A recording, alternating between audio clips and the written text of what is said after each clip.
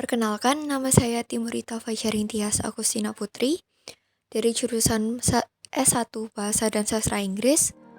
Dalam video ini, saya akan menjelaskan mengenai kewarganegaraan. Apakah itu kewarganegaraan? Kewarganegaraan adalah status seseorang yang dikenali berdasarkan adat atau hukum sebagai anggota sah sebuah negara berdaulat atau bagian dari suatu negara.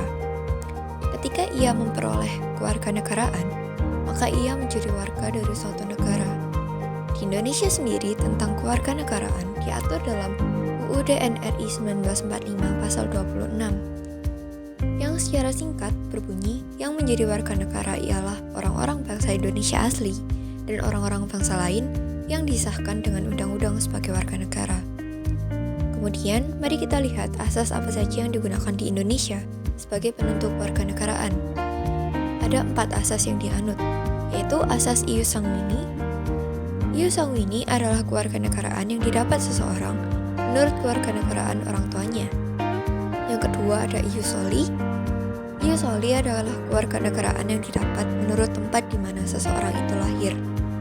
Yang ketiga, ada kewarganegaraan tunggal di mana suatu negara tidak mengizinkan warga negaranya memiliki kewarganegaraan lain. Dan yang terakhir, asas kewarganegaraan ganda terbatas. Asas ini adalah asas yang menentukan kewarganegaraan seorang anak sebelum usia 18 tahun untuk memiliki kewarganegaraan ganda karena memenuhi asas kewarganegaraan dari dua negara. Pengaplikasian dari asas-asas ini dapat dilihat jika ada kasus bayi yang lahir dalam sebuah penerbangan.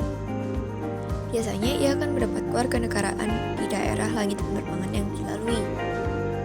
Tapi akan menjadi masalah jika negara yang dilalui itu menganut asas ius sanguini dan negara yang asal orang tua bayi menganut asas ius soli.